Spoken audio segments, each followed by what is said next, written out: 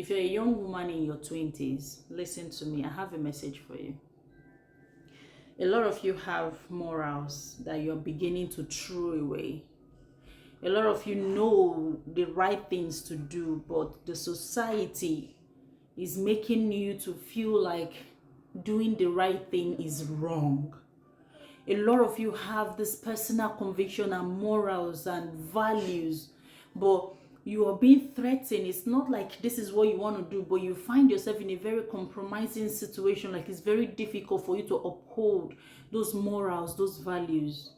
And I'm really sorry, because there is not so much of grown-up people, senior sisters and senior mothers, to like tell you that these things are still enviable, that these things are still beautiful. What you see out there are people that are encouraging you that if you do not behave in a certain way, that you do not belong. If there is nobody out there to encourage you to hold on to that moral and value that you have, let me be that person.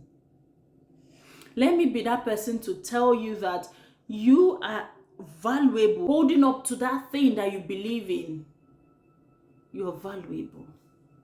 Deciding not to compromise your standards, you're valuable. Deciding to be a very honest person, to be someone that has morals, you're valuable. A lot of you believe in no intercourse until marriage, but the world, the society we live in is making you feel like if you do not do it before marriage, you don't belong, or you don't know your left from your right. You know your left from your right, and you belong. You might not belong to the crowd, but you belong to the little few people that know their left from their right. A lot of people might be telling you that the ways to make money is to be dishonest and to go naked. That if you do not do that, that's the quick way to make money. But no. A lot of us that have made money genuinely, without being dishonest and without being naked, maybe we are not out there speaking up a lot. But you are hearing more from the people that are making money in dubious ways, and you think that is the way to make it. No. I want to encourage you today that in case you're sitting down in your room watching me now and you're having a second thought to if this whole moral thing that you're upholding, if these standards that you're upholding is worth it, it is worth it. It's worth it. Do not give up on yourself. The last thing you need now is a man in your 20s. What you need to find is yourself. People are telling you that just find a man, just find a man. No. Finding a man is not the solution to your problem.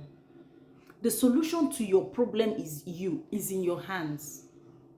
If you are in school, focus on your studies. Many people do not have the opportunity to go to school. You will know the importance of that education when opportunities present themselves and you do not have the qualification to grab it. And if you're not fortunate to be in school, get a skill, learn a skill. You need to know emotional and financial intelligence. You need to know it. You need to be able to speak in public. You need to be able to relate with people in public. You need to have respect and moral. You need to know how to carry yourself as a lady. Anything cannot go when it comes to you. Uphold those standards. Don't let it go. I know the society is giving up everything for money, giving up everything to belong. But you do not have to do that. If we're not a lot to tell you this, just know that some of us are still here to guide you. Young people are losing it. They are losing it. You do not have to be one of them.